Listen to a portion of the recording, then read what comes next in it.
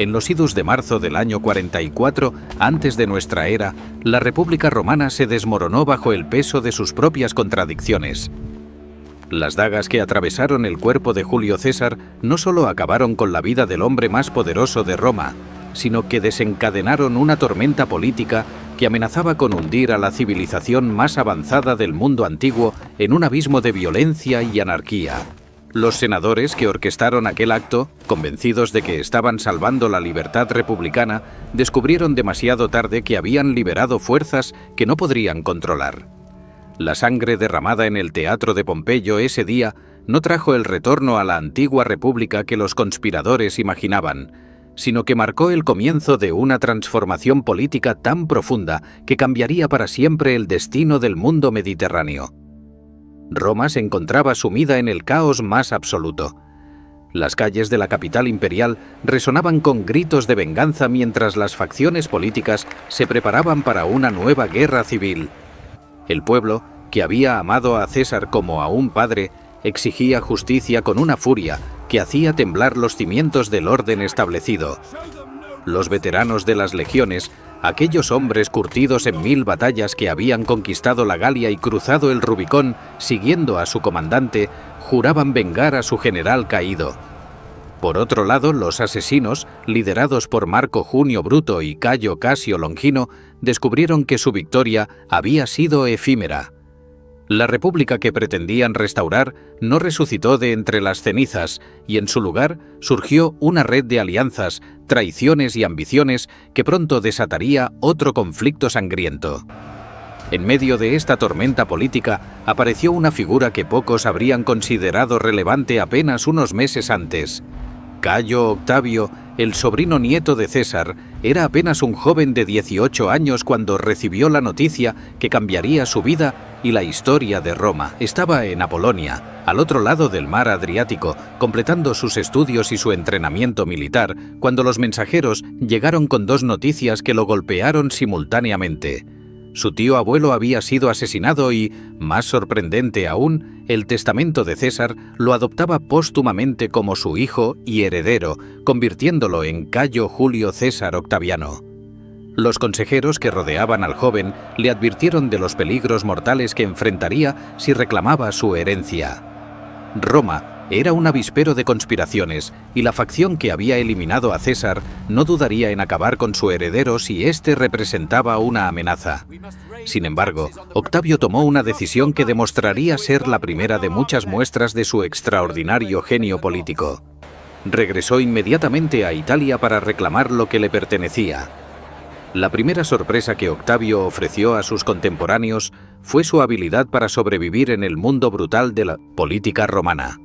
A pesar de su juventud y aparente fragilidad física, el heredero de César demostró poseer una mente estratégica formidable y una capacidad de manipulación política que superaba con creces su edad. Su primer movimiento fue acercarse a Marco Antonio, el cónsul y lugarteniente más cercano de César, quien inicialmente despreció al joven como un muchacho sin experiencia que pretendía reclamar un legado que no merecía. Antonio, un general experimentado y político astuto, había asumido que él heredaría naturalmente el liderazgo de la facción cesariana y veía a Octavio como una molestia insignificante. Esta subestimación resultaría ser uno de los mayores errores de cálculo político de la historia romana. Mientras tanto, los asesinos de César habían huido de Roma. Bruto y Casio, comprendiendo que su posición en la capital era insostenible frente a la furia popular, se dirigieron hacia el este para reclutar legiones y consolidar su poder en las ricas provincias orientales. Su plan era sencillo pero ambicioso: construir un ejército lo suficientemente poderoso como para enfrentarse a los herederos de César y restaurar la república mediante la fuerza militar. Durante meses recorrieron Asia Menor, Siria y Macedonia, reuniendo tropas, extorsionando dinero de las ciudades griegas para financiar su campaña y preparándose para el inevitable enfrentamiento que definiría el futuro de Roma. En Italia, la situación política evolucionaba rápidamente. Octavio demostró una habilidad asombrosa para la maniobra política, utilizando el nombre de César y el tesoro heredado para atraer a los veteranos y ganarse el apoyo popular. Cuando Marco Antonio intentó consolidar su poder mediante acciones cada vez más autoritarias, Octavio se presentó astutamente como el defensor del Senado y de las tradiciones republicanas, aliándose temporalmente con los senadores que habían sido enemigos de su padre adoptivo. Esta flexibilidad moral, esta capacidad para adoptar cualquier posición que resultara políticamente conveniente, se convertiría en una de las características definitorias de su carrera política. El joven heredero comprendía que en política no existían aliados permanentes ni enemigos eternos, solo intereses que convergían o divergían según las circunstancias del momento. La situación se volvió aún más compleja cuando el Senado, alarmado por las ambiciones de Marco Antonio, otorgó a Octavio un mando militar extraordinario y lo envió junto con los cónsules Hircio y Pansa a enfrentarse a Antonio en el norte de Italia. Las batallas de Módena en el 43 antes de nuestra era resultaron en una victoria técnica para las fuerzas senatoriales, pero ambos cónsules perdieron la vida en el combate, dejando a Octavio como único comandante del ejército victorioso. En ese momento, el joven de apenas 19 años realizó otra de sus maniobras políticas maestras. En lugar de continuar persiguiendo a Antonio como el Senado esperaba, negoció secretamente con su antiguo rival y con Marco Emilio Lépido, otro destacado cesariano, para formar una alianza política que cambiaría el curso de la historia. El segundo triunvirato, establecido formalmente en noviembre del 43 antes de nuestra era, era fundamentalmente diferente del acuerdo informal que César, Pompeyo y Craso habían formado décadas antes. Esta vez, los tres hombres obtuvieron del Senado poderes legales extraordinarios, convirtiéndose en triunviros para la reconstitución de la República con autoridad absoluta durante 5 años. En la práctica, esto significaba que Octavio, Antonio y Lépido se repartían el mundo romano entre ellos y gobernaban como dictadores colectivos. Su primer acto conjunto fue una purga sangrienta que recordaba los días más oscuros de Sila, las proscripciones. Cientos de senadores y miles de ciudadanos romanos fueron declarados enemigos del Estado, sus propiedades confiscadas y sus vidas puestas en peligro. Entre las víctimas más ilustres se encontraba Marco Tulio Cicerón, el gran orador y estadista que había cometido el error de denunciar públicamente a Marco Antonio. Los soldados lo alcanzaron mientras intentaba escapar por mar, y su cabeza y sus manos fueron clavadas en la tribuna del Foro Romano donde tantas veces había pronunciado sus discursos inmortales. Con Roma asegurada bajo su control y sus cofres llenos con las riquezas confiscadas a los proscritos, los triunviros dirigieron su atención hacia el este, donde Bruto y Casio habían reunido un ejército formidable de 19 legiones. La batalla final entre los herederos de César y sus asesinos se libró en Filipos, en Macedonia, durante el otoño del 42 antes de nuestra era. Fueron en realidad 2 enfrentamientos separados con un intervalo de 3 semanas entre ellos. En la primera batalla, las fuerzas de Bruto derrotaron a las legiones de Octavio, quien, según los relatos de la época, apenas escapó con vida y pasó varios días escondido en un pantano mientras sus enemigos registraban el campo de batalla. Sin embargo, simultáneamente, Marco Antonio aplastó a las fuerzas de Casio en el flanco opuesto. Casio, creyendo erróneamente que Bruto también había sido derrotado, optó por quitarse la vida antes que enfrentar la captura. 3 semanas después, en la segunda batalla de Filipos, Antonio demostró nuevamente su superioridad militar, derrotando decisivamente a las legiones de Bruto. El último de los líderes republicanos siguió el ejemplo de Casio y eligió terminar con su propia vida, supuestamente arrojándose sobre su espada con la ayuda de un amigo fiel. La victoria en Filipos eliminó la facción republicana como amenaza militar significativa, pero creó un nuevo problema. Ahora los 3 triunviros debían decidir cómo dividir el mundo romano entre ellos. En el reparto que siguió, Marco Antonio recibió las ricas provincias orientales, donde pronto se enredaría en su famosa y destructiva relación con Cleopatra de Egipto. Lépido obtuvo África, una región menos estratégica pero aún valiosa. Octavio se quedó con la parte más difícil, Italia y las provincias occidentales, incluyendo la tarea ingrata de asentar a decenas de miles de veteranos en tierras confiscadas a ciudadanos italianos. Esta redistribución forzosa de propiedades generó un resentimiento masivo y múltiples rebeliones locales que Octavio tuvo que sofocar mediante una combinación de fuerza militar y negociación política. La experiencia, aunque dolorosa, le enseñó valiosas lecciones sobre administración y consolidación del poder que aplicaría más tarde cuando gobernara solo. Durante los años siguientes, la alianza entre los triunviros se fue erosionando gradualmente. Lépido fue el primero en ser eliminado del juego político. Cuando intentó reclamar Sicilia para sí mismo en el 36 antes de nuestra era, Octavio marchó contra él con sus legiones. Sin embargo, en lugar de librar una batalla sangrienta, el heredero de César demostró su creciente habilidad para la guerra psicológica. Persuadió a las legiones de Lépido para que desertaran y se unieran a él, dejando al triunviro sin ejército y sin opciones. Lépido fue despojado de todos sus poderes, excepto su posición como pontífice máximo, el sumo sacerdote de Roma, un título honorífico sin poder real, y fue enviado a un exilio dorado donde vivió el resto de sus días en la irrelevancia política.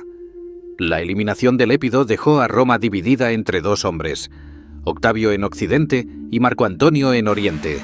La relación entre ambos, nunca cálida, se deterioró rápidamente a medida que sus ambiciones chocaban y sus diferencias se hacían irreconciliables.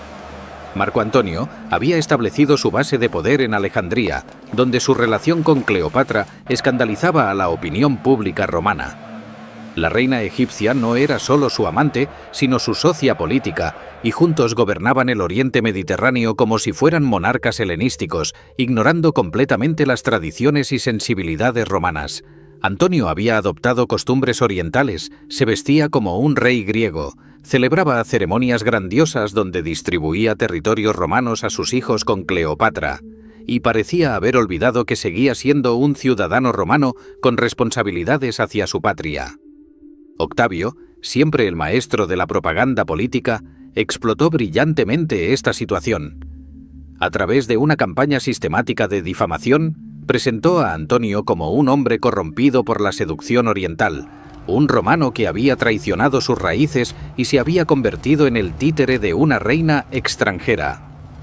Los rumores circulaban por Roma afirmando que Antonio planeaba trasladar la capital del imperio a Alejandría, que había cedido territorios romanos como regalos a sus amantes, que celebraba ceremonias donde Cleopatra era venerada como la diosa Isis, mientras él mismo se presentaba como el nuevo Dionisio.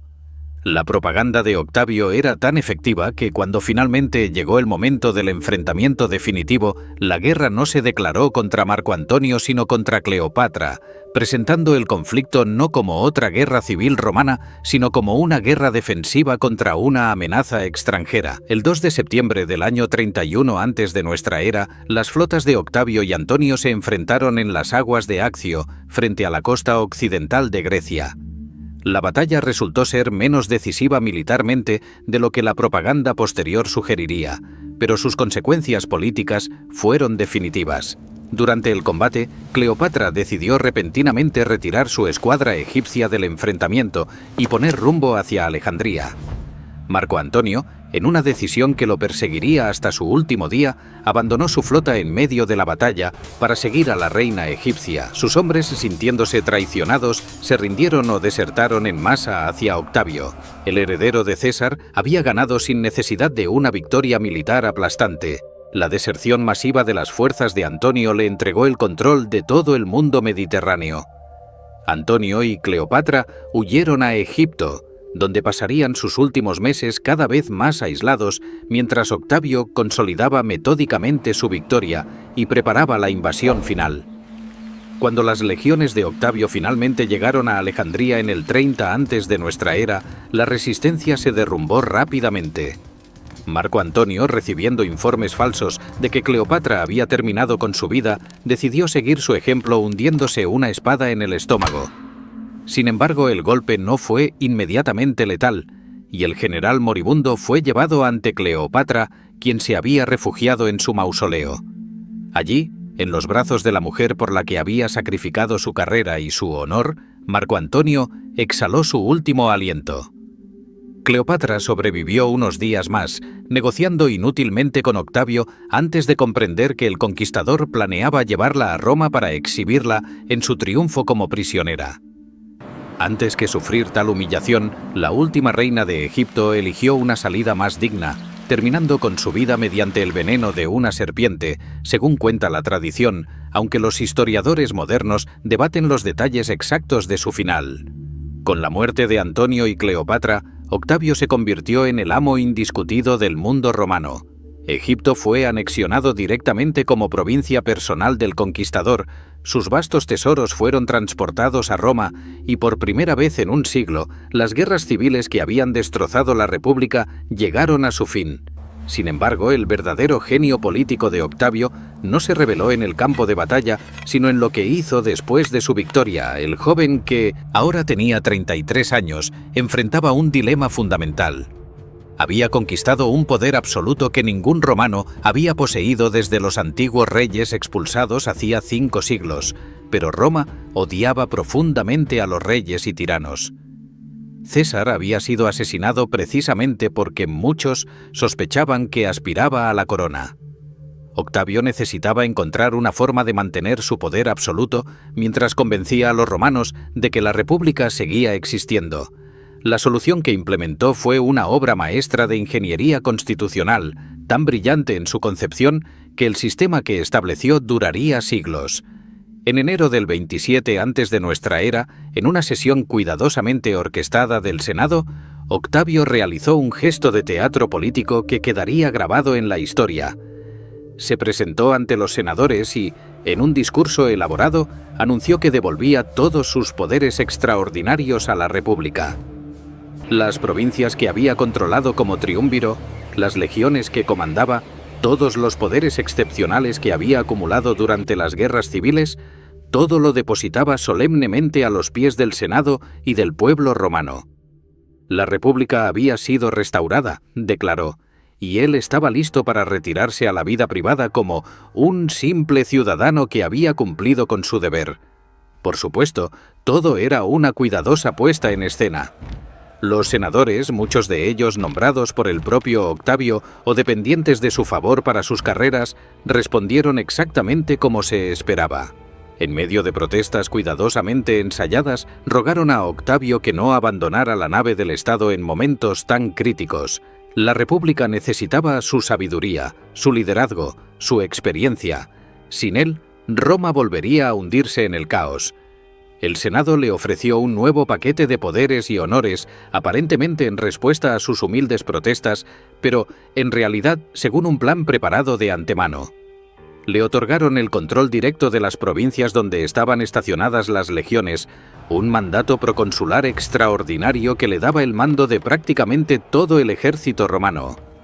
Le concedieron poderes tribunicios que le permitían convocar al Senado, proponer legislación y vetar cualquier decisión que no le agradara. Y finalmente le otorgaron un nuevo título que definiría toda una era histórica. Augustus, el Augusto.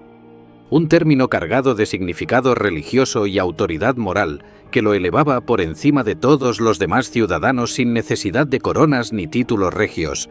El sistema que Augusto estableció era de una brillantez diabólica. Formalmente la República continuaba existiendo. El Senado se reunía regularmente, los magistrados eran elegidos anualmente, los tribunales funcionaban, las asambleas populares votaban sobre leyes. Todas las instituciones republicanas tradicionales permanecían en su lugar. Sin embargo, en la práctica, todo el poder real residía en las manos de Augusto. Controlaba el ejército, la mayor parte de las provincias, el tesoro público, y tenía derecho de veto sobre cualquier decisión política significativa. No se proclamó dictador ni rey, títulos que los romanos odiaban, sino que se presentó como el princeps, el primer ciudadano, un término que sonaba democrático y republicano, pero que en realidad significaba que él estaba primero entre todos. Los historiadores posteriores llamarían a este sistema el Principado, y se convertiría en la forma de gobierno del Imperio Romano durante los siguientes 3 siglos. Augusto comprendía que para mantener su poder no bastaba con controlar las legiones, necesitaba también ganarse el apoyo genuino del pueblo romano y crear instituciones que funcionaran eficientemente. Durante las 4 décadas siguientes, hasta su muerte en el 14 de nuestra era, implementó una serie de reformas que transformaron fundamentalmente la forma en que Roma era gobernada. Comenzó con el ejército, reduciendo el número de legiones de más de 60 a 28, estableciendo términos fijos de servicio de 16 años más 4 en la reserva, y creando un sistema de pensiones para los veteranos que incluía el reparto de tierras o pagos en efectivo al finalizar su servicio. También estableció la Guardia Pretoriana, 9 cohortes de soldados de élite estacionados en Roma y en sus alrededores, oficialmente para proteger al emperador, pero en la práctica convirtiéndose en la fuerza militar que podría hacer o deshacer emperadores en las décadas futuras. La reforma administrativa fue igualmente profunda. Augusto reorganizó completamente el sistema provincial, estableciendo una clara distinción entre las provincias senatoriales, aquellas pacíficas y plenamente romanizadas que el Senado continuaría administrando, y las provincias imperiales, las fronterizas o recientemente conquistadas, donde estaban estacionadas las legiones y que él controlaba directamente a través de legados nombrados personalmente. Creó un servicio civil profesional, reemplazando el caótico sistema republicano donde los magistrados elegidos anualmente administraban sin experiencia ni continuidad. Estableció oficinas especializadas para la recaudación de impuestos, el mantenimiento de los acueductos, la distribución de grano al pueblo romano, la vigilancia de los incendios y del orden público en la capital. Por primera vez, Roma tenía una burocracia eficiente que garantizaba la continuidad administrativa independientemente de quién ocupara los cargos políticos. La reforma moral y religiosa era igualmente importante para Augusto, quien creía sinceramente que la decadencia moral había debilitado a Roma durante las guerras civiles.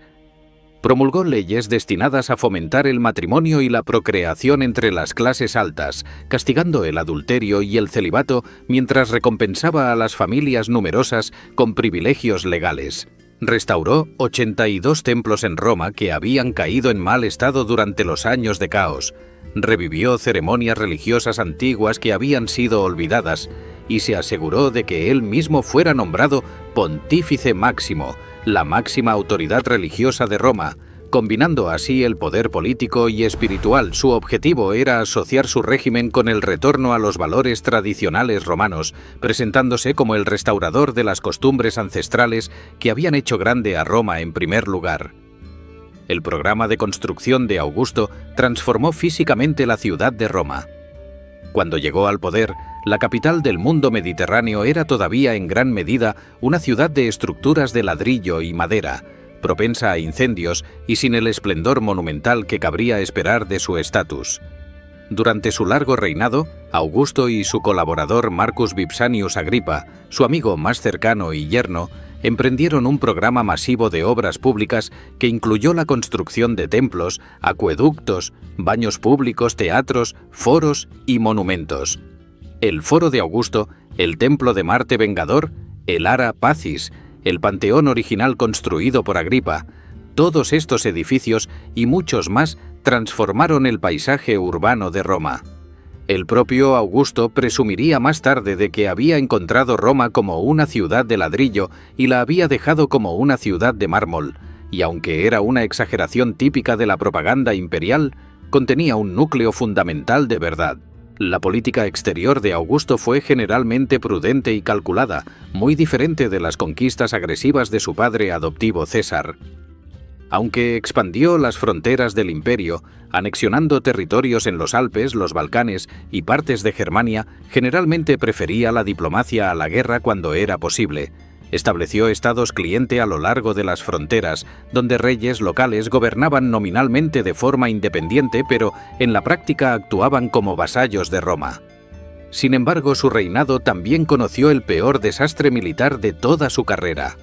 En el año 9 de nuestra era, 3 legiones completas bajo el mando de Publio Quintilio Varo fueron aniquiladas en el bosque de Teutoburgo por tribus germanas lideradas por Arminio, un auxiliar germano que había servido en el ejército romano antes de traicionar a sus antiguos comandantes. Varo y miles de sus hombres perecieron en una emboscada devastadora que conmocionó a Roma y convenció a Augusto de que Germania, más allá del Rin, no podía ser conquistada.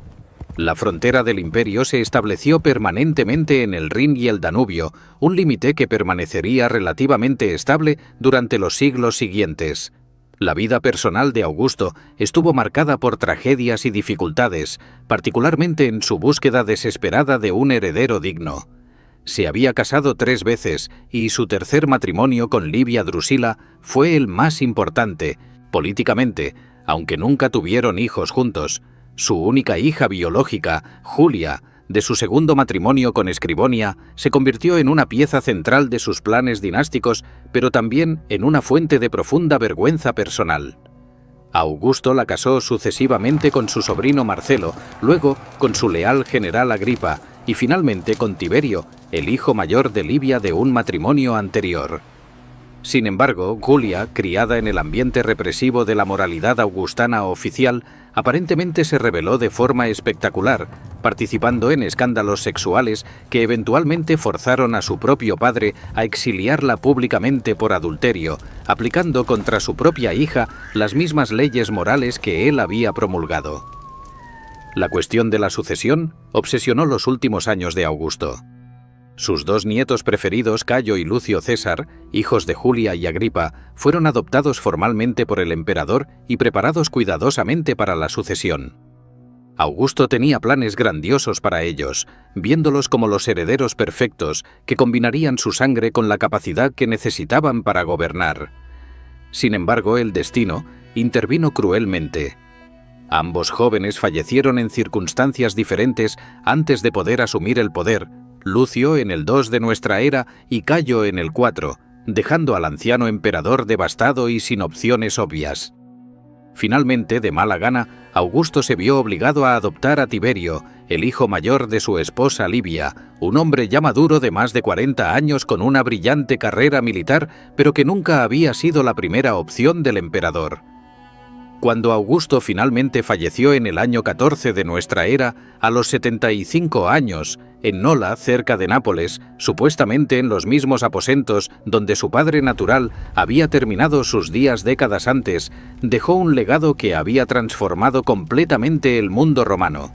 Había heredado una república destrozada por un siglo de guerras civiles y la había convertido en un imperio estable y próspero. Había encontrado un sistema político disfuncional que no podía mantener el orden y lo había reemplazado con una forma de gobierno que, aunque autocrática, funcionaba eficientemente y garantizaba la paz. Había comenzado su carrera como un joven despiadado dispuesto a proscribir a miles de ciudadanos romanos y había evolucionado hacia un estadista que gobernó con relativa clemencia y sabiduría. El sistema que estableció, el Principado, sobreviviría durante 3 siglos, proporcionando el marco político dentro del cual Roma alcanzaría su máxima extensión territorial y su mayor prosperidad económica. El testamento político de Augusto, grabado en bronce y colocado frente a su mausoleo, las Res Gestae Divi Augusti, narraba en primera persona sus logros durante su largo reinado. Era un documento de propaganda magistral presentando al emperador como el salvador de Roma, el restaurador de la paz después de décadas de conflicto, el protector de las tradiciones republicanas. Y aunque contenía exageraciones y omisiones convenientes, como toda propaganda política también reflejaba logros genuinos que nadie podía negar.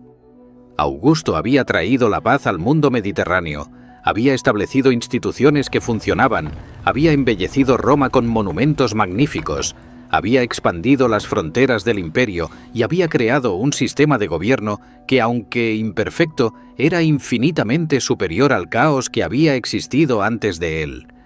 Sin embargo, el sistema que Augusto creó también contenía las semillas de futuros problemas que se harían evidentes bajo sus sucesores.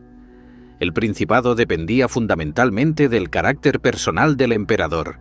Cuando el princeps era un hombre capaz, prudente y dedicado al bien común como había sido Augusto, el sistema funcionaba admirablemente. Pero cuando el emperador era incompetente, cruel o enloquecido por el poder absoluto, Roma carecía de mecanismos institucionales para limitarlo o destituirlo pacíficamente. La Guardia Pretoriana, creada para proteger al emperador, descubriría que tenía el poder de hacer y deshacer emperadores. La falta de un sistema claro de sucesión, más allá de la vaga noción de que el emperador adoptaría a su sucesor preferido, crearía crisis recurrentes cada vez que un emperador fallecía. Y la concentración de todo el poder en manos de una sola persona significaba que todo dependía de encontrar ese individuo excepcional capaz de ejercer un poder casi divino con sabiduría y moderación. Augusto había resuelto los problemas inmediatos de su tiempo, terminando con las guerras civiles y creando un sistema estable de gobierno, pero al hacerlo había creado un nuevo conjunto de dilemas que sus sucesores heredarían. Los emperadores que lo siguieron, algunos competentes y otros desastrosos, gobernarían dentro del marco político que él había establecido, intentando emular su éxito mientras luchaban con las contradicciones inherentes de un sistema que combinaba apariencias republicanas con realidad monárquica. La historia de esos primeros sucesores, los hombres que gobernarían Roma durante las 5 décadas siguientes, revelaría tanto las fortalezas como las debilidades fundamentales del sistema augustano, mostrando cómo el mismo marco político podía producir tanto periodos de buen gobierno como tiranías aterradoras, dependiendo enteramente de quién ocupara el trono imperial. La transición del poder desde Augusto hacia su sucesor marcó el primer gran desafío del sistema imperial que había sido tan cuidadosamente construido. Cuando el fundador del Principado exhaló su último aliento en Nola, rodeado por Livia y algunos de sus más cercanos colaboradores, la noticia se mantuvo en secreto durante varios días mientras se realizaban los preparativos necesarios para asegurar una sucesión ordenada. Este retraso no era accidental, sino una precaución calculada, pues existía siempre el temor de que el anuncio prematuro de la muerte del emperador pudiera desencadenar disturbios, rebeliones en las provincias o intentos de golpe por parte de comandantes militares ambiciosos. Finalmente, cuando todo estuvo en orden y las legiones clave habían jurado lealtad al nuevo princeps, se hizo público que Augusto había fallecido y que Tiberio Claudio Nerón, su hijastro adoptivo, era ahora el nuevo emperador de Roma. Tiberio era un hombre de 55 años cuando asumió el poder, una edad considerable para los estándares de la época y muy diferente de la juventud con la que Augusto había comenzado su ascenso político. No era la primera elección de Augusto, ni siquiera la segunda o la tercera, sino más bien la última opción disponible después de que las muertes prematuras de los candidatos preferidos del emperador hubieran eliminado todas las alternativas más atractivas. Esta realidad ensombrecería todo el reinado de Tiberio, quien siempre sería consciente de que ocupaba un trono destinado originalmente para otros hombres. Sin embargo, sería injusto juzgarlo únicamente por esta circunstancia, pues Tiberio traía consigo credenciales impresionantes. Era un general experimentado que había comandado legiones en Germania, Panonia e Iliria, había pacificado regiones enteras y poseía habilidades administrativas considerables desarrolladas durante décadas de servicio público. Los primeros años del reinado de Tiberio fueron, contra lo que muchos habían temido, relativamente estables y competentes. El nuevo emperador demostró ser un administrador cuidadoso y un gestor prudente de las finanzas imperiales. A diferencia de Augusto, quien había gastado generosamente en obras públicas y espectáculos para mantener la popularidad, Tiberio adoptó un enfoque más austero, acumulando reservas en el tesoro imperial y evitando gastos que consideraba innecesarios o frívolos. Continuó las políticas básicas de su predecesor, mantuvo la paz en las fronteras mediante una combinación de fuerza militar y diplomacia, y generalmente respetó las prerrogativas del Senado más de lo que se había esperado. Durante estos años iniciales, parecía que la transición del poder había funcionado exactamente como Augusto había planeado, demostrando que el sistema imperial podía sobrevivir al cambio de gobernante sin descender al caos.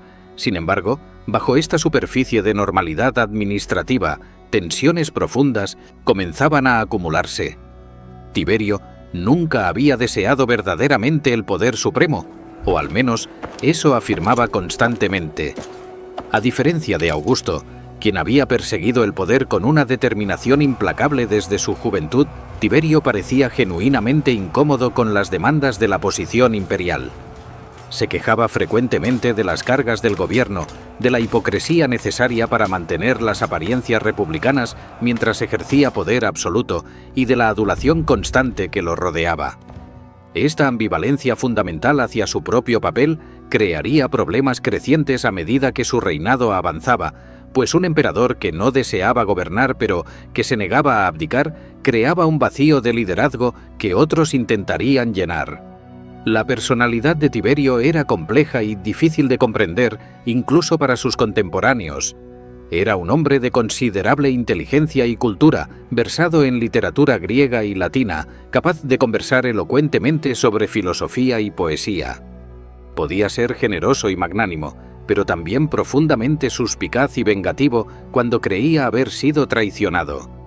A diferencia de Augusto, quien había cultivado cuidadosamente su imagen pública y comprendía el valor de la propaganda, Tiberio desdeñaba la adulación y rechazaba los honores excesivos que el Senado intentaba conferirle. Esta actitud, que podría haber sido meramente o admirablemente modesta, fue interpretada frecuentemente como arrogancia o desdén hacia las instituciones romanas, creando resentimiento entre los senadores que intentaban navegar las expectativas de la nueva era imperial. El problema fundamental que enfrentaba a Tiberio y que enfrentarían todos sus sucesores era la contradicción inherente en el sistema augustano. Formalmente, el emperador era simplemente el primer ciudadano entre iguales, un magistrado con poderes extraordinarios pero que gobernaba dentro del marco de las instituciones republicanas. En la práctica era un monarca absoluto cuya palabra era ley y de cuyo favor dependían todas las carreras políticas. Esta ambigüedad creaba situaciones absurdas donde los senadores tenían que fingir que estaban deliberando libremente mientras todos sabían que el emperador podía imponer su voluntad en cualquier momento. Augusto había manejado esta contradicción con maestría, manteniendo las apariencias y permitiendo al Senado sentir que conservaba algo de dignidad e influencia. Tiberio, menos paciente con las falsedades necesarias de la política, frecuentemente revelaba su frustración con este teatro político, lo que solo hacía la situación más incómoda para todos los involucrados. Un factor crucial que complicaría enormemente el reinado de Tiberio fue la presencia y creciente poder de Lucio Elio Sejano, el prefecto de la Guardia Pretoriana. Sejano era un hombre de origen ecuestre, no de la aristocracia senatorial, que había ascendido mediante su competencia administrativa y su habilidad para ganarse la confianza del emperador. En los primeros años del reinado de Tiberio, Sejano demostró ser un colaborador indispensable, manejando muchos de los detalles administrativos del gobierno mientras el emperador se ocupaba de asuntos más amplios. La relación entre ambos hombres se profundizó con el tiempo, y Tiberio llegó a depender cada vez más de Sejano para gestionar los asuntos en Roma. Esta dependencia se volvería peligrosa cuando Sejano comenzó a utilizar su posición para acumular poder personal y eliminar a aquellos que consideraba amenazas a su influencia. La verdadera transformación del reinado de Tiberio comenzó en el año 26 de nuestra era, cuando el emperador tomó una decisión que cambiaría fundamentalmente la naturaleza de su gobierno. Cansado de Roma, de las obligaciones sociales que detestaba, de la adulación hipócrita del Senado y de las intrigas palaciegas constantes, Tiberio decidió retirarse a la isla de Capri, en el Golfo de Nápoles.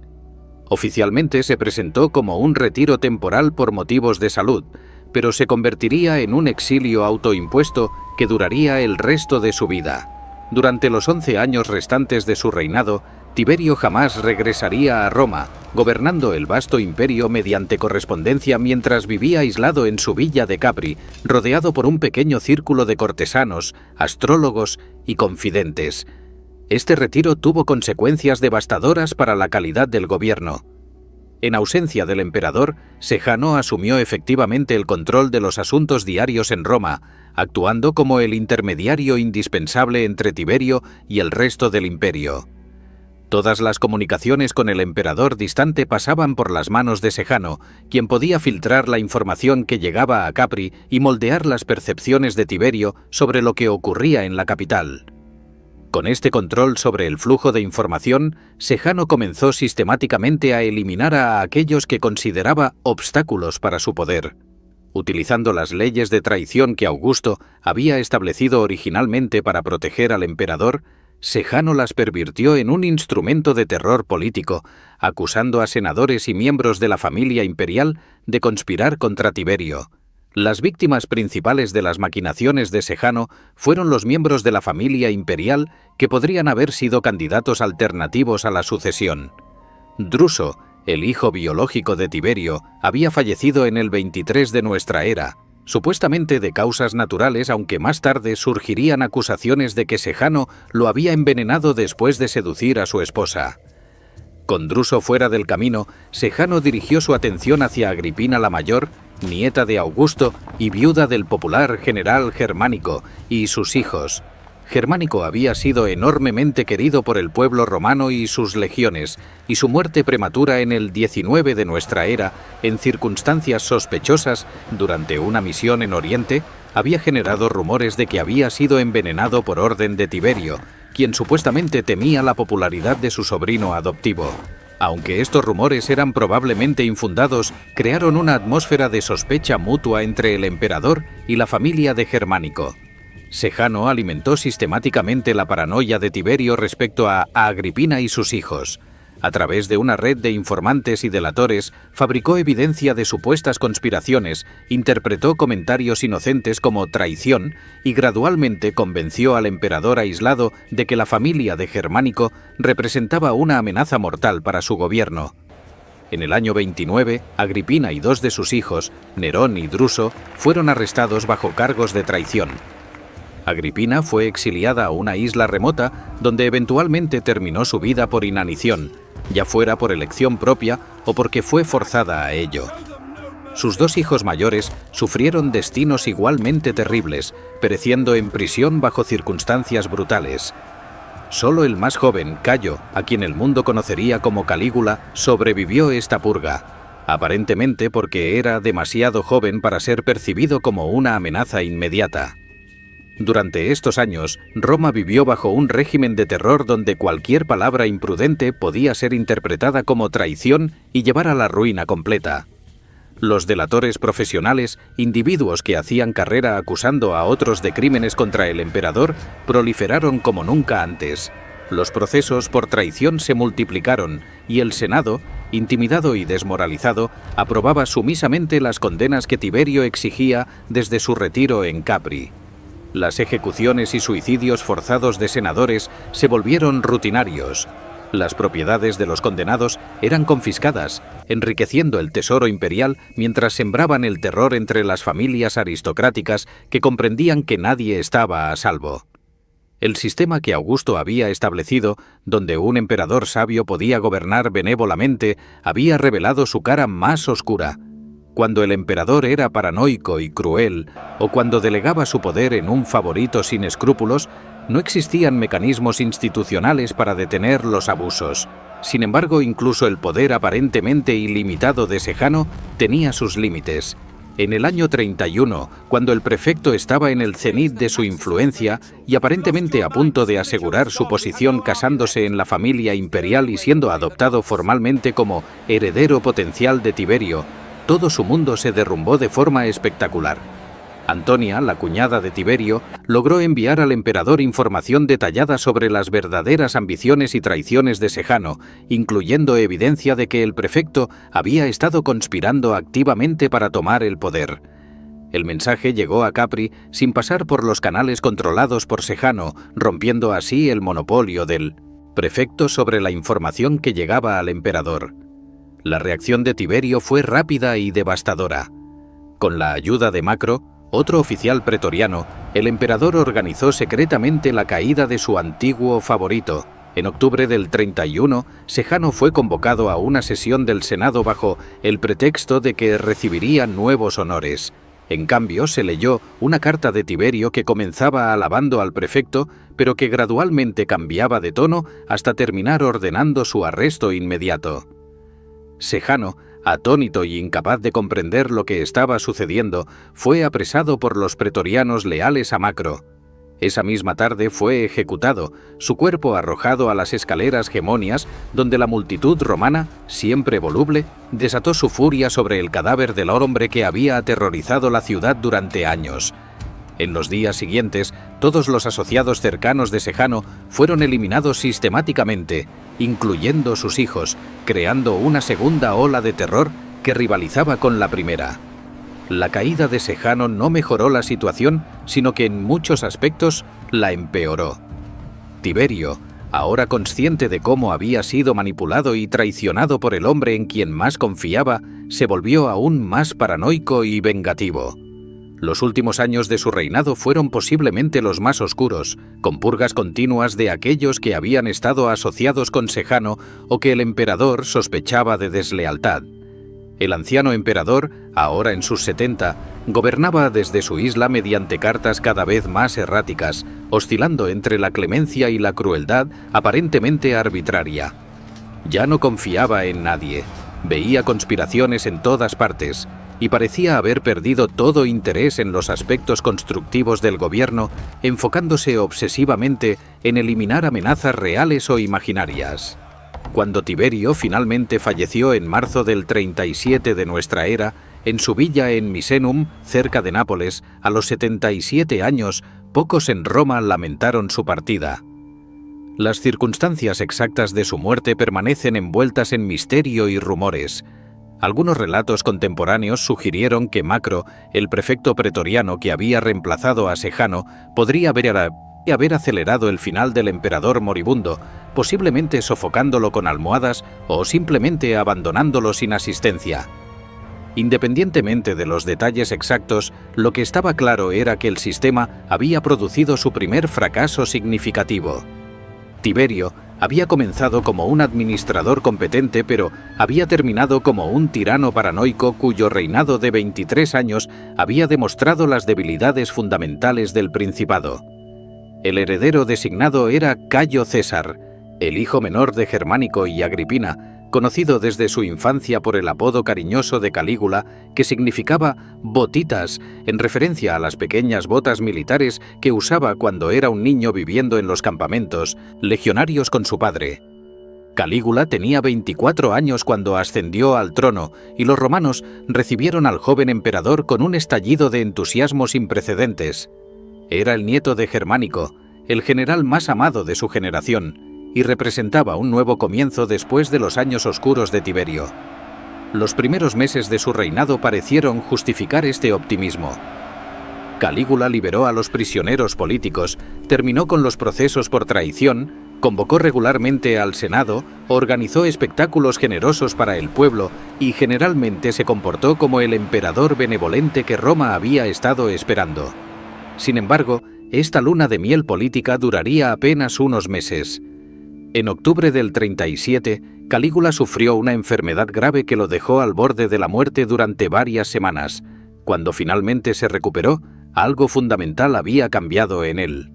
Los historiadores antiguos debatieron si la enfermedad había afectado su mente, si había revelado un carácter verdadero que había estado oculto previamente, o si simplemente había desencadenado tendencias que ya existían en su personalidad.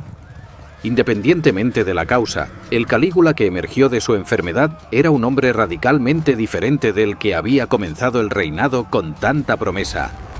El nuevo Calígula se reveló como posiblemente el gobernante más extraño y aterrador que Roma había conocido. Comenzó a insistir en que era un dios viviente, no metafóricamente como los emperadores anteriores habían sido divinizados después de su muerte, sino literalmente divino en el presente. Ordenó que su estatua fuera colocada en templos, incluyendo planes para erigir una en el propio templo de Jerusalén. Un sacrilegio que casi provocó una rebelión judía masiva y que solo se evitó cuando Calígula falleció antes de que la orden pudiera ejecutarse. Exigía ser adorado como Júpiter, vestía disfraces de diversos dioses y afirmaba mantener conversaciones con las estatuas de las divinidades como si fueran sus iguales. Las acciones de Calígula oscilaban entre lo absurdo y lo aterrador con una rapidez desconcertante. Nombró cónsul a su caballo favorito, Incitatus, o al menos amenazó con hacerlo de forma lo suficientemente creíble como para que la historia se registrara. Organizaba orgías extravagantes y espectáculos costosos que drenaban el tesoro imperial que Tiberio había acumulado cuidadosamente. Pero estos excesos caprichosos estaban entrelazados con actos de crueldad calculada que aterrorizaban a la élite romana. Ejecutaba a senadores por capricho, confiscaba las propiedades de los ricos mediante acusaciones fabricadas y parecía deleitarse en humillar a aquellos que una vez habían sido poderosos. Obligaba a padres a presenciar las ejecuciones de sus hijos, forzaba a hombres ancianos a realizar ejercicios físicos extenuantes hasta el colapso como entretenimiento y mantenía una guardia, personal de gladiadores germanos que utilizaba para intimidar a cualquiera que cuestionara sus órdenes. Las relaciones de Calígula con su familia eran igualmente perturbadoras. Según los relatos históricos, mantuvo relaciones inapropiadas con sus hermanas, particularmente con Drusila, a quien aparentemente amaba de forma obsesiva. Cuando Drusila falleció en el 38 de nuestra era, Calígula obligó a todo el imperio a observar un periodo de luto como si hubiera muerto una emperatriz, la divinizó oficialmente y quedó visiblemente devastado de formas que sus contemporáneos consideraron excesivas incluso para los estándares del duelo familiar. Las otras hermanas no fueron tratadas con tanta veneración. De hecho, más tarde acusó a dos de ellas, Agripina la menor y Julia Livila, de conspirar contra él y las exilió. El comportamiento militar de Calígula era particularmente bizarro. En el año 39 anunció una gran campaña militar en Germania y las legiones marcharon hacia el norte con grandes expectativas. Sin embargo, las operaciones militares que siguieron fueron farsescas. Supuestamente ordenó a sus soldados recoger conchas marinas de las playas del Canal de la Mancha y llamarlas despojos del océano derrotado, declarando victoria sobre Neptuno. Planeó una invasión de Britania, pero aparentemente se echó atrás en el último momento sin razón clara. Los relatos de estas campañas varían entre las fuentes y algunos historiadores modernos sugieren que las historias pueden haber sido exageradas por autores hostiles, pero incluso si se descuentan las exageraciones más extremas, está claro que las expediciones militares de Calígula fueron ejercicios costosos y en gran medida sin sentido que no lograron ningún objetivo estratégico significativo. El reinado de terror de Calígula no podía durar indefinidamente. La combinación de sus gastos extravagantes que habían vaciado el tesoro, sus humillaciones constantes de la élite senatorial y ecuestre, su comportamiento cada vez más errático e impredecible, y particularmente sus insultos a la guardia pretoriana, finalmente generaron una conspiración seria para eliminarlo. A diferencia de las conspiraciones imaginarias que Tiberio había perseguido tan obsesivamente, esta era completamente real y ampliamente apoyada. Los conspiradores principales incluían a tribunos pretorianos, senadores desesperados y miembros de su propia corte que habían decidido que el emperador loco debía ser detenido. El 24 de enero del año 41, apenas 4 años después de haber ascendido al trono con tanto entusiasmo popular, Calígula fue asesinado mientras salía de los juegos teatrales celebrados en el Palatino. Casio Querea, un tribuno pretoriano a quien Calígula había humillado repetidamente cuestionando su masculinidad, dirigió el ataque junto con otros guardias. El emperador de 28 años murió bajo una lluvia de puñaladas, recibiendo más de 30 heridas mientras intentaba desesperadamente defenderse. Los asesinos no se detuvieron allí. También terminaron con la vida de su esposa Cesonia y aplastaron el cráneo de su hija pequeña Julia Drusila contra una pared, eliminando así toda la línea familiar directa y evitando cualquier posibilidad de venganza futura por parte de herederos leales. El asesinato de Calígula reveló otro aspecto problemático del sistema imperial: el papel cada vez más importante de la Guardia Pretoriana en determinar quién gobernaría Roma. Los pretorianos no eran simplemente guardaespaldas del emperador, sino una fuerza militar de élite estacionada en la capital que tenía el poder efectivo de hacer y deshacer emperadores. Con Calígula muerto y sin heredero claro, los conspiradores pretorianos y senatoriales se enfrentaron a una pregunta fundamental: ¿qué haríamos ahora? Algunos senadores idealistas imaginaron que este podría ser el momento de restaurar genuinamente la República, terminando con el experimento imperial que había comenzado 70 años antes con Augusto. Sin embargo, estas ilusiones se desvanecieron rápidamente cuando los pretorianos tomaron su propia decisión sobre quién gobernaría Roma a continuación. Este momento crítico en la historia romana, cuando el caos y la violencia del reinado de Calígula dieron paso a la solución más improbable, marcaría el comienzo de otro capítulo extraordinario en la saga de los primeros emperadores. El sistema que Augusto había creado había sobrevivido a su primer gobernante incompetente bajo Tiberio y a su primer emperador genuinamente demente bajo Calígula, pero las grietas en los cimientos del principado ahora eran claramente visibles. La pregunta que obsesionaba a todos los observadores perspicaces era si Roma podría encontrar líderes capaces de gobernar sabiamente dentro de un sistema que ofrecía poder casi ilimitado, pero ningún mecanismo efectivo para controlar los abusos de ese poder.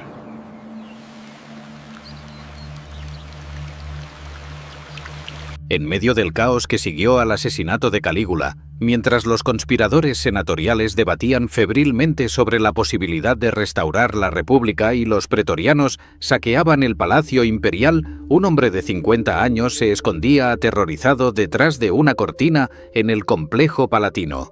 Tiberio Claudio Druso, tío de Calígula y hermano menor del legendario Germánico, había pasado toda su vida siendo considerado un inútil por su propia familia debido a sus problemas físicos. Cojeaba notoriamente, padecía un temblor en las manos, babeaba ocasionalmente cuando se excitaba y tenía dificultades para hablar con claridad.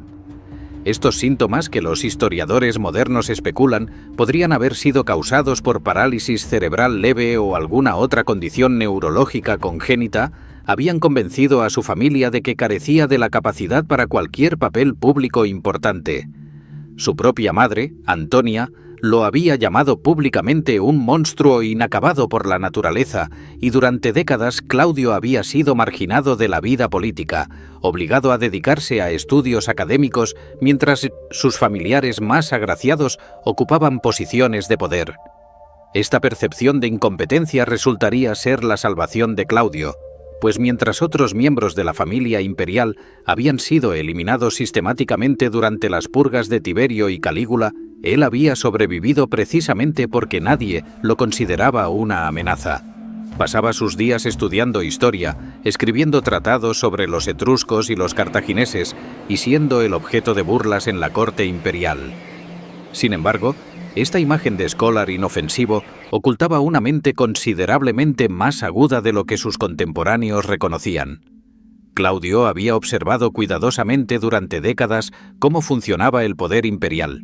Había estudiado la historia de Roma con la seriedad de un académico genuino y había desarrollado ideas claras sobre cómo debería gobernarse el imperio, aunque nunca había imaginado que tendría la oportunidad de implementarlas.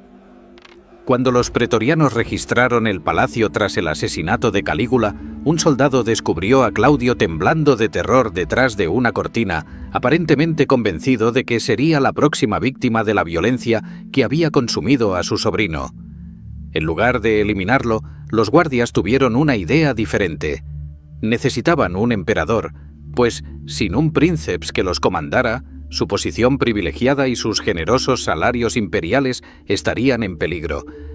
El Senado podría intentar restaurar la República, lo que significaría el fin de la Guardia Pretoriana tal como existía. Claudio era el único miembro adulto sobreviviente de la familia Julio Claudia, lo que le daba legitimidad dinástica, y su reputación de debilidad sugería que sería fácilmente manipulable. Los pretorianos lo proclamaron emperador allí mismo, llevándolo en sus hombros al campamento pretoriano donde las cohortes completas le juraron lealtad antes de que el Senado siquiera tuviera la oportunidad de reaccionar. El Senado se encontró ante un hecho consumado. Aunque muchos senadores habían albergado esperanzas de restaurar la República o al menos de tener voz en la selección del nuevo emperador, los pretorianos habían tomado la decisión unilateralmente. Este precedente era ominoso, pues demostraba que el ejército, particularmente la Guardia Pretoriana, estacionada en Roma, tenía el poder efectivo de determinar quién gobernaría el imperio. Los senadores, enfrentados a legiones de soldados armados que ya habían declarado su lealtad a Claudio, no tenían más opción que ratificar la decisión. Sin embargo, la forma en que Claudio había llegado al poder lo marcaría siempre. Era el primer emperador que debía su trono explícitamente a las espadas de los pretorianos en lugar de a alguna ficción de legitimidad constitucional o apoyo senatorial. Lo que siguió sorprendió a todos. Claudio, el supuesto incompetente que había sido la burla de la corte durante décadas, resultó ser el gobernante más capaz desde Augusto. Lejos de ser el títere fácilmente manipulable que los pretorianos habían esperado, el nuevo emperador demostró poseer una voluntad de hierro, una inteligencia aguda y ideas claras sobre cómo debería funcionar el gobierno imperial. Uno de sus primeros actos fue perdonar a muchos de los exiliados políticos de los reinados anteriores y poner fin a los procesos por traición que habían aterrorizado a Roma durante décadas. Declaró una amnistía general para aquellos que habían conspirado contra Calígula, reconociendo sabiamente que su predecesor había merecido su destino y que perseguir a los conspiradores solo crearía más enemigos innecesarios. Claudio se dedicó a gobernar con una seriedad y atención al detalle que contrastaba marcadamente con los excesos de Calígula. A pesar de sus impedimentos físicos, trabajaba incansablemente, escuchando casos legales personalmente, supervisando reformas administrativas y tomando decisiones sobre asuntos que iban desde disputas locales hasta política exterior de gran importancia. Su enfoque académico de los problemas gubernamentales resultó ser una ventaja. Estudiaba precedentes históricos cuidadosamente, consultaba a expertos y tomaba decisiones basadas en análisis razonado en lugar de capricho imperial. Los senadores que habían esperado encontrar un emperador débil descubrieron que Claudio tenía ideas firmes y estaba dispuesto a imponerlas, aunque generalmente lo hacía con más tacto y respeto por las formas tradicionales de lo que Calígula había mostrado. Una de las reformas más significativas de Claudio fue la expansión y profesionalización del servicio civil imperial. Augusto había comenzado el proceso de crear una burocracia permanente, pero Claudio lo llevó mucho más allá, estableciendo departamentos especializados dirigidos por libertos imperiales de confianza que manejaban finanzas, correspondencia, peticiones y otros asuntos administrativos. Esta dependencia de libertos para posiciones importantes escandalizó a la aristocracia senatorial, que consideraba degradante que hombres de origen servil ocuparan posiciones de tanta influencia. Sin embargo, Claudio comprendía que necesitaba administradores que le debieran lealtad personal a él, en lugar de a las redes aristocráticas del Senado, y los libertos más capaces proporcionaban exactamente ese tipo de servicio. Hombres como Narciso, Palas y Calisto se convirtieron en figuras inmensamente poderosas e influyentes, acumulando fortunas considerables mientras manejaban la maquinaria administrativa del imperio. La política exterior de Claudio fue notablemente ambiciosa y exitosa. Su logro más espectacular fue la conquista de Britania en el año 43 de nuestra era, apenas 2 años después de asumir el poder. Esta invasión, que César había intentado un siglo antes, sin éxito permanente, fue planeada y ejecutada meticulosamente. Claudio entendía el valor propagandístico de una conquista militar exitosa, particularmente dado que su ascenso al trono había sido considerado por muchos como poco digno y que su falta de experiencia militar era una debilidad obvia. La invasión de Britania le proporcionaría credenciales militares y demostraría que incluso un emperador físicamente impedido podía expandir el imperio. 4 legiones bajo el mando de Aulo Plaucio cruzaron el Canal de la Mancha y establecieron una cabeza de playa en el sureste de Britania. Claudio mismo viajó a la isla para presidir la captura de Camulodunum, la capital del reino britano más poderoso, permaneciendo en Britania apenas 16 días, pero asegurándose de que su presencia fuera debidamente registrada y propagandizada. Cuando regresó a Roma, celebró un triunfo magnífico, el primero otorgado a un emperador desde los tiempos de Augusto. El arco de triunfo que el Senado erigió en su honor todavía se mantenía en pie siglos después, recordando a las generaciones futuras que el emperador cojo había logrado lo que incluso el gran César no había podido completar permanentemente. La conquista de Britania no solo proporcionó prestigio militar, sino también riquezas considerables en forma de minerales, esclavos y tributos, aunque la pacificación completa de la isla tomaría décadas y nunca sería totalmente exitosa. Más allá de Britania, Claudio expandió las fronteras del imperio en múltiples direcciones. Anexionó los reinos clientes de Tracia, Licia, Mauretania y Noricum, convirtiéndolos en provincias romanas directamente administradas. Esta política de anexión de estados clientes representaba un cambio respecto al enfoque de Augusto, quien había preferido mantener reinos aliados como zonas de amortiguamiento. Claudio argumentaba que la administración directa era más eficiente y generaba mayores ingresos para el tesoro imperial, aunque también requería más recursos militares para mantener el control. Su política expansionista fue generalmente exitosa, agregando territorios significativos al imperio sin provocar crisis militares o financieras mayores.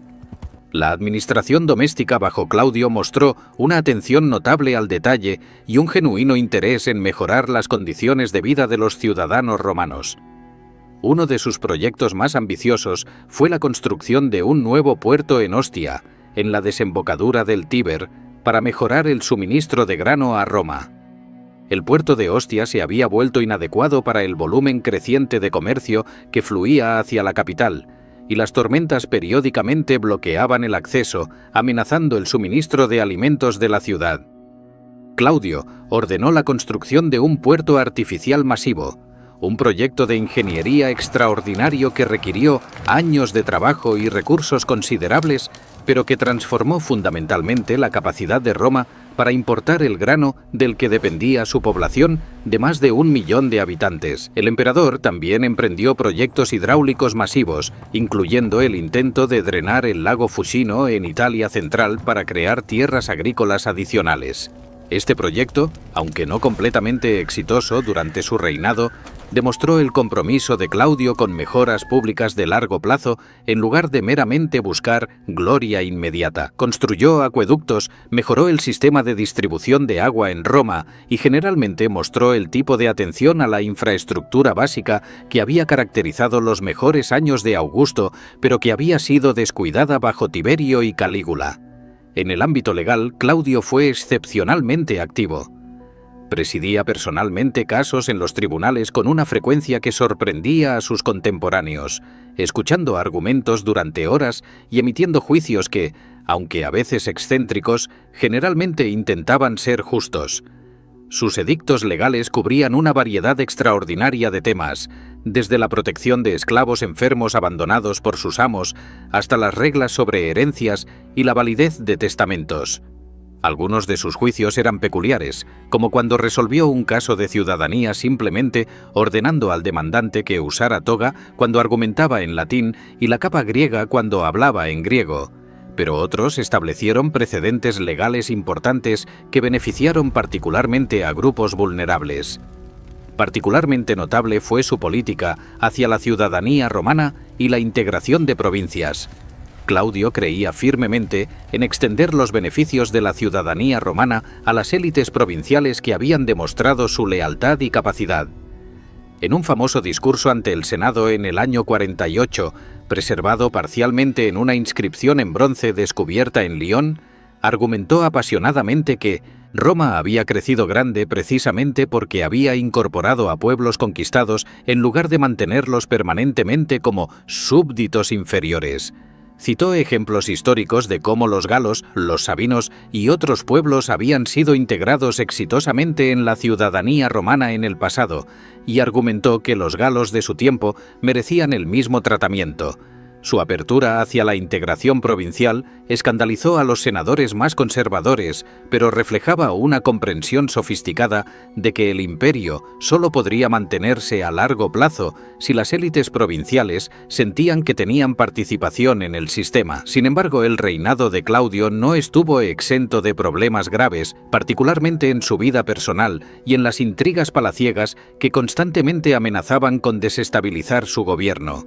Su mayor debilidad fue su aparente incapacidad para controlar a las mujeres de su vida, particularmente sus esposas, quienes ejercían una influencia considerable sobre él y frecuentemente perseguían sus propias agendas políticas con consecuencias desastrosas.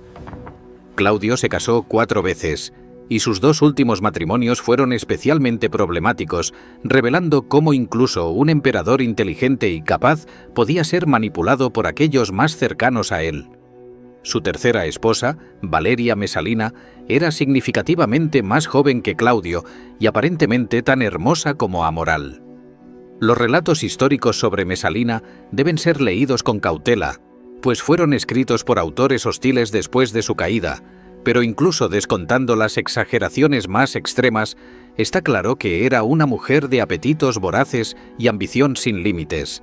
Supuestamente conducía aventuras amorosas escandalosas mientras su esposo gobernaba, participando en competencias con conocidas mujeres de reputación cuestionable para ver quién podía tener relaciones con más hombres en una noche. Más peligrosamente, utilizaba su posición como emperatriz para destruir a aquellos que consideraba amenazas u obstáculos, orquestando acusaciones falsas que llevaban a ejecuciones y confiscaciones. El comportamiento de Mesalina alcanzó su clímax en el año 48, cuando, según los relatos históricos, se casó formalmente con Cayo Silio, un senador de alta posición y considerado uno de los hombres más atractivos de Roma, en una ceremonia pública celebrada mientras Claudio estaba ausente de la ciudad. Los detalles exactos de este evento extraordinario son debatidos por los historiadores, pues parece casi increíble que la emperatriz pudiera haber realizado tal acto abiertamente. Algunas interpretaciones modernas sugieren que pudo haber sido algún tipo de ceremonia ritual o teatro erótico en lugar de un matrimonio genuino, pero los contemporáneos lo interpretaron como una conspiración abierta para reemplazar a Claudio Consilio como emperador. Los libertos de Claudio, particularmente Narciso, quien temía que una victoria de Mesalina y Silio significaría su propia destrucción, actuaron rápidamente para informar al emperador de lo que estaba ocurriendo. Claudio, aparentemente incrédulo al principio, finalmente fue convencido de la traición de su esposa. La respuesta fue rápida y brutal. Silio y sus coconspiradores fueron ejecutados inmediatamente, y Mesalina fue condenada a terminar con su propia vida. Según los relatos, ella intentó desesperadamente redactar una petición de clemencia, pero fue incapaz de completarla debido al terror, y finalmente un tribuno la atravesó con su espada mientras su madre la instaba a morir con dignidad. El emperador, quien supuestamente había estado bebiendo durante estos eventos dramáticos, preguntó más tarde por qué Mesalina no había llegado a cenar, aparentemente habiendo olvidado o no comprendido completamente que había ordenado su ejecución. El escándalo de Mesalina debería haber advertido a Claudio sobre los peligros de permitir que sus esposas acumularan demasiado poder, pero su siguiente matrimonio resultaría ser aún más consecuente para el destino del imperio. Después de jurar inicialmente que permanecería soltero, Claudio fue persuadido de casarse nuevamente, y su elección cayó sobre Agripina la Menor, hija de Germánico y hermana de Calígula. Este matrimonio era técnicamente incestuoso según las leyes romanas, pues Agripina era su sobrina, pero Claudio hizo que el Senado modificara la ley para permitir tales uniones. Agripina era considerablemente más inteligente y políticamente astuta que Mesalina, y desde el principio quedó claro que tenía ambiciones específicas: asegurar la sucesión imperial para su hijo de un matrimonio anterior, Lucio Domicio Aenobarbo, quien sería conocido por la historia como Nerón. Agripina era una operadora política de primer orden, combinando belleza, inteligencia y ambición despiadada de formas que la hacían formidable incluso en la brutal política imperial romana. Había sobrevivido el exilio ordenado por su hermano Calígula, había regresado bajo Claudio y ahora veía en su matrimonio con el emperador una oportunidad para establecer a su hijo como heredero del trono. Claudio ya tenía un hijo biológico, británico, de su matrimonio con Mesalina, quien técnicamente tenía un derecho superior a la sucesión, pero Agripina maniobró brillantemente para marginar al joven y elevar a su propio hijo. El primer paso fue convencer a Claudio de adoptar formalmente a Nerón, convirtiéndolo en su hijo legal y dándole el nombre de Nerón Claudio César Druso Germánico. Dado que Nerón era 3 años mayor que Británico, la adopción efectivamente lo colocaba primero en la línea de sucesión. Agripina luego arregló el compromiso de Nerón con Octavia, la hija de Claudio, vinculando aún más estrechamente a su hijo con la familia imperial. Simultáneamente trabajó para colocar a sus aliados en posiciones clave. Sexto Afranio Burro fue nombrado prefecto de la Guardia Pretoriana, y el filósofo Lucio Aneo Séneca fue llamado del exilio para convertirse en tutor de Nerón. Ambos hombres le debían sus posiciones a Agripina y se esperaba que apoyaran los intereses de su hijo. A medida que Nerón crecía y se acercaba a la edad adulta, Agripina intensificó sus esfuerzos para asegurar su posición. Cuando Nerón cumplió 14 años en el año 51, fue formalmente investido con la toga viril, marcando su entrada en la vida adulta ciudadana, y comenzó a aparecer en ceremonias públicas junto a Claudio. El joven era presentado ante las legiones, recibía títulos honoríficos y generalmente era preparado para el gobierno de formas que dejaban cada vez más claro que él, no británico, sería el próximo emperador. El hijo biológico de Claudio era sistemáticamente marginado, mantenido alejado de la vida pública y privado de las experiencias y el entrenamiento que normalmente recibiría un heredero imperial.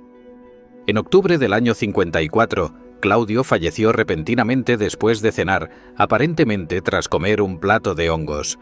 Las circunstancias de su muerte inmediatamente generaron sospechas de envenenamiento, y los dedos acusadores apuntaron hacia Agripina. Los relatos antiguos, particularmente el de Tácito, sugieren que la emperatriz había conspirado con el infame envenenador Locusta para administrar veneno al emperador, posiblemente en los hongos que tanto disfrutaba. Los historiadores modernos debaten si Claudio fue realmente envenenado o si su muerte fue natural, quizás precipitada por su salud generalmente frágil y años de estrés gubernamental, pero el momento era ciertamente conveniente para Agripina. Nerón tenía ahora 16 años, justo la edad suficiente para gobernar con la guía apropiada, mientras que esperar más tiempo arriesgaba que Británico creciera lo suficiente como para reclamar su derecho de nacimiento. Independientemente de si Claudio fue asesinado o murió naturalmente, Agripina actuó con eficiencia despiadada para asegurar la sucesión de Nerón. La muerte del emperador se mantuvo en secreto durante varias horas mientras se hacían los preparativos finales. Cuando finalmente se anunció públicamente, Nerón fue presentado inmediatamente a la Guardia Pretoriana, que lo aclamó como emperador sin oposición significativa. Británico, el hijo biológico de Claudio, fue ignorado completamente, y el Senado ratificó rápidamente la sucesión. A los 16 años, Lucio Domicio Aenobarbo se convirtió en Nerón Claudio César Augusto Germánico, el quinto emperador de Roma y el último de la dinastía Julio-Claudia. Los primeros años del reinado de Nerón fueron posteriormente llamados el Quinquenio Áureo, 5 años de buen gobierno que ofrecieron esperanza de que el nuevo emperador joven podría inaugurar una era de prosperidad y estabilidad. Esta promesa inicial se debía en gran medida no al propio Nerón, sino a sus consejeros, particularmente Séneca y Burro, quienes efectivamente gobernaban el imperio mientras el joven emperador era guiado y educado. Séneca, uno de los filósofos estoicos más importantes de la era, intentó inculcar en su pupilo las virtudes de la clemencia, la justicia y el gobierno benevolente. Escribió tratados sobre cómo debería comportarse un gobernante sabio, y durante estos primeros años, Nerón parecía estar siguiendo estos preceptos. El joven emperador se presentaba ante el Senado con deferencia, prometía respetar sus prerrogativas y hablaba elocuentemente sobre su intención de gobernar con justicia y moderación. Pronunció discursos, escritos por Séneca, que prometían poner fin a los juicios secretos por traición, respetar la separación entre las finanzas imperiales y las estatales y consultar al Senado en asuntos importantes. Estas promesas fueron recibidas con alivio y optimismo por una clase senatorial que había sufrido bajo Tiberio y Calígula y que veía en el joven Nerón la posibilidad de una relación más equilibrada entre el emperador y las instituciones tradicionales. Sin embargo, tensiones comenzaron a desarrollarse rápidamente en la corte imperial. Agripina, quien había trabajado tan duramente para colocar a su hijo en el trono, esperaba ejercer poder considerable como madre del emperador. Sin embargo, Nerón, influenciado por Séneca y Burro, comenzó a resistir el control de su madre y a afirmar su independencia. La ruptura se aceleró cuando Nerón se enamoró de Popea Sabina, una mujer noble de extraordinaria belleza pero ya casada. Popea era ambiciosa y manipuladora, y rápidamente comprendió que podría ejercer enorme influencia sobre el joven emperador si lograba casarse con él, pero esto requería que Nerón se divorciara de Octavia, su esposa actual, quien era tanto su hermanastra adoptiva como la hija de Claudio. Agripina se opuso ferozmente a cualquier plan de divorciar a Octavia, comprendiendo que tal acción debilitaría la legitimidad de Nerón al romper su conexión con la línea de Claudio. Cuando intentó usar su influencia para frustrar los planes de su hijo, Nerón respondió sistemáticamente despojándola de poder. Le quitó su guardia pretoriana personal, la obligó a mudarse fuera del palacio y la excluyó cada vez más de las decisiones políticas. Agripina, desesperada por mantener su influencia, supuestamente amenazó con apoyar públicamente a Británico, quien ahora tenía 14 años y podría ser presentado como el heredero legítimo de Claudio con un mejor derecho al trono que Nerón. Esta amenaza, si es que realmente fue pronunciada, selló el destino de Británico. En febrero del año 55, durante una cena en el palacio, el joven príncipe colapsó repentinamente después de beber vino y falleció en minutos. La explicación oficial fue que había sufrido un ataque epiléptico, una condición de la que supuestamente padecía, pero prácticamente todos los presentes sospecharon envenenamiento. Tácito relata que Nerón continuó reclinado en su diván como si nada hubiera ocurrido, explicando casualmente que Británico simplemente estaba experimentando uno de sus ataques habituales.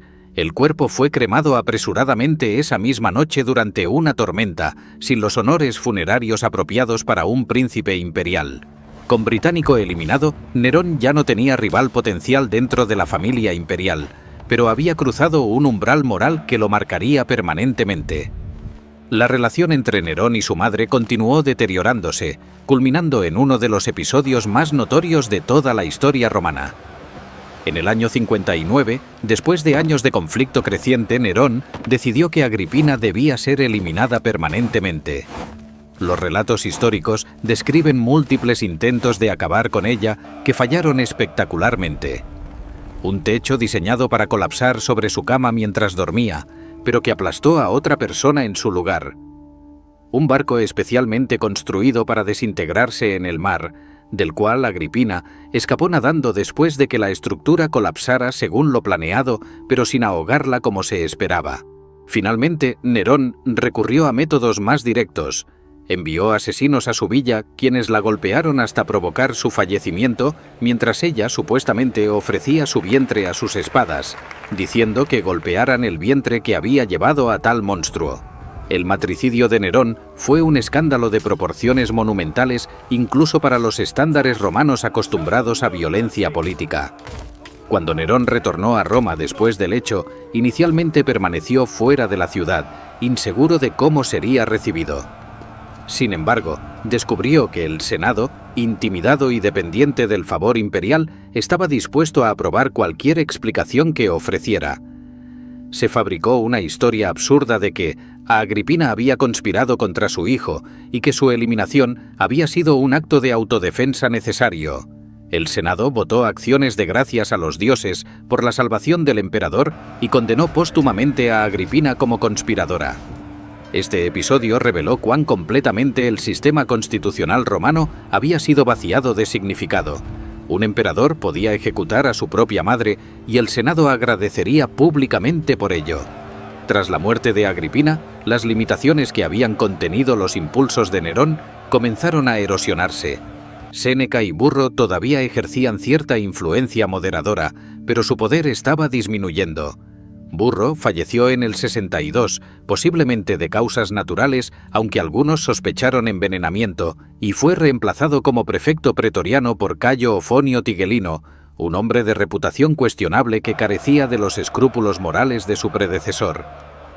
Séneca, comprendiendo que su posición se había vuelto insostenible, solicitó permiso para retirarse de la vida pública, una petición que Nerón inicialmente rechazó, pero que eventualmente aceptó tácitamente. El filósofo se retiró a sus villas privadas, alejándose prudentemente de la corte donde su influencia había evaporado completamente. Con los moderadores eliminados, Nerón se entregó cada vez más a sus pasiones artísticas y sus fantasías de ser reconocido como un gran artista. El emperador se consideraba a sí mismo un músico y actor extraordinario, y comenzó a actuar públicamente, primero ante audiencias selectas en sus jardines privados, luego en teatros públicos, donde las multitudes eran efectivamente obligadas a asistir y aplaudir durante horas. Para un romano de clase alta, particularmente para un emperador, aparecer en el escenario como un actor era profundamente degradante, una actividad asociada con esclavos y personas de la clase más baja. Sin embargo, Nerón no solo actuaba, sino que competía en festivales artísticos, insistiendo en que se le otorgaran premios y reconocimientos. Eventualmente viajaría a Grecia, donde participaría en los Juegos Olímpicos no como atleta, sino como artista, ganando inevitablemente todos los concursos en los que participaba gracias a jueces que no se atrevían a declarar perdedor al emperador. El punto de inflexión más dramático del reinado de Nerón llegó en julio del año 64, cuando un incendio masivo estalló en Roma que ardió durante 6 días y 7 noches, destruyendo gran parte de la ciudad. El fuego comenzó en los barrios comerciales cerca del Circo Máximo y se extendió rápidamente a través de las estrechas calles y edificios densamente construidos. Cuando finalmente fue controlado, 10 de las 14 regiones de Roma habían sido afectadas, 3 destruidas completamente y 7 gravemente dañadas. Cientos de personas perecieron, miles quedaron sin hogar, y tesoros históricos invaluables fueron reducidos a cenizas. Inmediatamente surgieron rumores de que Nerón había ordenado el incendio, ya fuera para despejar espacio para sus grandiosos proyectos de construcción o simplemente por el drama del espectáculo. La historia legendaria de que había tocado la lira mientras Roma ardía, supuestamente cantando sobre la caída de Troya mientras observaba la conflagración, probablemente es apócrifa, pues los relatos más confiables sugieren que estaba en Antium cuando comenzó el incendio y regresó rápidamente a Roma para organizar esfuerzos de socorro. Sin embargo, las acciones de Nerón después del incendio alimentaron sospechas. Inmediatamente comenzó planes para un palacio nuevo y extraordinariamente extravagante, la Domus Aurea o Casa Dorada, que ocuparía vastas extensiones del centro de Roma y que sería decorada con un lujo sin precedentes. Enfrentado a acusaciones populares de haber iniciado el incendio, Nerón necesitaba un chivo expiatorio, y lo encontró en los cristianos, un grupo religioso relativamente nuevo y profundamente incomprendido que practicaba lo que los romanos consideraban supersticiones extrañas y antisociales. Según Tácito, Nerón arrestó a un gran número de cristianos y los sometió a castigos espectaculares y crueles. Algunos fueron cosidos en pieles de animales y desgarrados por perros, otros fueron crucificados, y otros más fueron cubiertos con sustancias inflamables y quemados vivos como antorchas humanas para iluminar los jardines de Nerón durante la noche. Esta persecución, la primera acción oficial del gobierno romano contra los cristianos, fue tan brutal que incluso algunos romanos sintieron compasión por las víctimas, considerando que los castigos excedían cualquier crimen que pudieran haber cometido. La reconstrucción de Roma tras el incendio fue, en muchos aspectos, impresionante, con nuevas regulaciones de construcción que requerían calles más anchas, límites de altura en los edificios y el uso de materiales más resistentes al fuego. Sin embargo, el proyecto del Palacio de Nerón, la Domus Aurea, era de una extravagancia que escandalizaba incluso a los romanos acostumbrados al lujo imperial. El complejo ocuparía más de 120 hectáreas en el corazón de Roma, con lagos artificiales, viñedos, bosques y pabellones decorados con oro, piedras preciosas y frescos extraordinarios. Una estatua colosal de Nerón de más de 30 metros de altura dominaría la entrada. El pueblo romano, muchos todavía sin hogar tras el incendio, observaba con resentimiento creciente cómo su emperador construía un palacio fabuloso en tierras que antes habían sido propiedad pública o privada, confiscada tras el desastre. Los costos de la reconstrucción y de los proyectos extravagantes de Nerón drenaban el tesoro imperial, forzando al emperador a recurrir a medidas cada vez más desesperadas para financiar sus gastos. Las confiscaciones de propiedades de ricos acusados de crímenes reales o imaginarios se multiplicaron. Se degradó el contenido de plata en la moneda romana, una medida inflacionaria que ayudaba a corto plazo, pero que erosionaba la confianza en el sistema monetario. Los templos fueron saqueados de sus tesoros, incluyendo estatuas de oro y plata dedicadas a los dioses. Estas acciones generaban resentimiento no solo entre la aristocracia cuyos miembros eran despojados de sus fortunas, sino también entre la población general que veía cómo los recursos públicos eran desviados hacia los caprichos imperiales. En el año 65, la frustración con el régimen de Nerón cristalizó en una conspiración seria para eliminarlo y reemplazarlo con Cayo Calpurnio Pisón, un senador rico y popular. La conspiración de Pisón incluyó a docenas de senadores, oficiales militares y miembros de la clase ecuestre, revelando cuán amplio era el descontento con Nerón. Sin embargo, la conspiración fue delatada antes de que pudiera ejecutarse, y la represión que siguió fue devastadora. Pisón y los otros conspiradores principales fueron ejecutados u obligados a quitarse la vida. Las purgas se extendieron mucho más allá de los conspiradores directos, alcanzando a cualquiera que Nerón sospechaba de deslealtad o que Tigelino deseaba eliminar. Entre las víctimas más ilustres se encontraba Séneca, el antiguo tutor y consejero de Nerón. Aunque la evidencia de su participación directa en la conspiración era débil en el mejor de los casos, Nerón ordenó que terminara con su vida. El filósofo estoico enfrentó su final con la dignidad que sus escritos habían predicado durante toda su vida, cortándose las venas en presencia de sus amigos mientras pronunciaba últimas palabras filosóficas. Su sobrino, el poeta Lucano, fue otra víctima destacada, obligado igualmente a quitarse la vida a pesar de su juventud y talento extraordinario.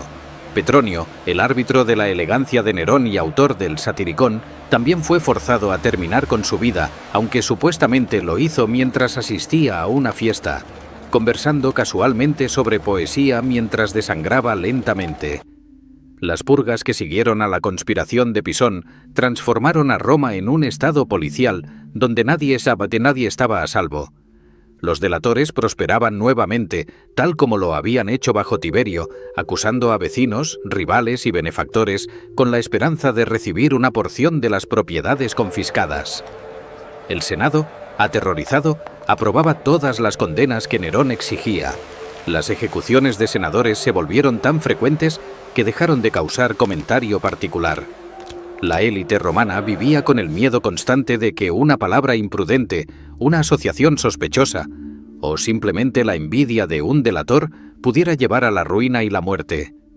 En el año 66, Nerón finalmente realizó su sueño de viajar a Grecia, donde pasaría más de un año participando en festivales artísticos y atléticos. Durante este viaje extraordinario, el emperador de Roma compitió en eventos de canto, actuación dramática y conducción de carros, ganando invariablemente todos los concursos sin importar cuán mal actuara. En los Juegos Olímpicos participó en una carrera de carros de 10 caballos, cayó del vehículo, no completó la carrera, pero aún así fue declarado ganador. Los griegos, experimentados en adular a gobernantes poderosos, le otorgaron más de 1800 coronas de victoria. Nerón estaba extasiado, sintiéndose finalmente apreciado como el gran artista que creía ser. Mientras tanto, en Roma e Italia, la administración del imperio languidecía, los asuntos urgentes eran ignorados y el resentimiento continuaba creciendo. El final llegó con sorprendente rapidez en el año 68. Cayo Julio Vindex, el gobernador de la Galia Lugdunense, se rebeló abiertamente contra Nerón, aunque sus motivos eran probablemente más complejos que simplemente la oposición al emperador. Vindex fue derrotado militarmente por las legiones del Rin, que permanecieron leales, pero su rebelión inspiró a otros. Servio Sulpicio Galba, el gobernador de Hispania Tarraconense, un anciano senador de noble linaje que había servido bajo múltiples emperadores, se declaró emperador rival. Crucialmente, Galba prometió restaurar la dignidad del Senado y terminar con la tiranía de Nerón. Lo que condenó a Nerón no fue tanto el apoyo militar de Galba, que era limitado, sino el colapso del apoyo en Roma misma. La Guardia Pretoriana, la fuerza que había sostenido a todos los emperadores desde Augusto, abandonó a Nerón. El prefecto Tigelino, quien había sido el ejecutor leal de las purgas de Nerón, desapareció convenientemente. El Senado, sintiendo que el momento de la liberación había llegado finalmente, declaró a Nerón enemigo público, una condena que teóricamente permitía a cualquiera ejecutarlo sin consecuencias legales. Cuando estas noticias llegaron al emperador, quien había regresado a Roma ante las primeras señales de problemas, comprendió que todo había terminado. Nerón intentó huir, pero descubrió que incluso sus sirvientes personales lo estaban abandonando. En las primeras horas de la mañana del 9 de junio del 68, en una villa fuera de Roma perteneciente a uno de sus libertos, Nerón finalmente tomó su propia vida, aunque necesitó la ayuda de su secretario Epafrodito para hundir el cuchillo cuando su coraje flaqueaba. Sus últimas palabras, según se registraron, fueron: «¿Qué artista muere conmigo?», una reflexión patética sobre cómo este emperador que había comenzado con tanta promesa había perdido completamente su perspectiva sobre lo que realmente importaba. Tenía 30 años cuando falleció, y con él se extinguió la dinastía Julio-Claudia que había gobernado Roma durante casi un siglo desde el ascenso de Augusto. El legado de los primeros 5 emperadores era profundamente contradictorio. Augusto había creado un sistema que podía traer estabilidad y prosperidad cuando era dirigido por manos capaces, como demostró Claudio. Sin embargo, el mismo sistema también permitía tiranía absoluta cuando emperadores incompetentes como Tiberio, locos como Calígula o megalómanos como Nerón ocupaban el trono. El problema fundamental permanecía sin resolver. El Imperio Romano carecía de mecanismos constitucionales para limitar el poder imperial o para destituir pacíficamente a emperadores incompetentes. El ejército, particularmente la Guardia Pretoriana, había emergido como el verdadero hacedor de emperadores, un patrón que solo se intensificaría en las décadas siguientes durante el caótico año de los 4 emperadores que seguiría inmediatamente a la muerte de Nerón. Sin embargo, a pesar de todos los defectos, fracasos y horrores que caracterizaron los reinados de estos primeros emperadores, el sistema imperial mismo había demostrado una resiliencia notable. Roma había sobrevivido la paranoia de Tiberio, la locura de Calígula, el matricidio de Nerón y todos los otros escándalos y crisis que habían marcado este primer siglo de gobierno imperial. Las instituciones administrativas que Augusto había establecido y que Claudio había refinado continuaban funcionando. Las fronteras permanecían relativamente seguras. El comercio florecía a través del Mediterráneo. Las provincias estaban en general bien administradas y prosperando. La paz romana que Augusto había establecido, sobrevivía a pesar de los excesos de sus sucesores. La dinastía Julio-Claudia había terminado, pero el Imperio Romano continuaría, entrando en nuevas fases bajo las dinastías Flavia y Antonina que seguirían. Los emperadores futuros aprenderían lecciones tanto de los éxitos de Augusto y Claudio como de los fracasos espectaculares de Calígula y Nerón. El sistema evolucionaría, se adaptaría y eventualmente alcanzaría su cenit bajo los 5 emperadores buenos del siglo II. Pero los patrones fundamentales, tanto positivos como negativos, habían sido establecidos durante este primer siglo crítico de gobierno imperial, cuando 5 hombres extraordinariamente diferentes habían definido lo que significaba ser emperador de Roma y habían moldeado el destino de la civilización occidental durante siglos venideros.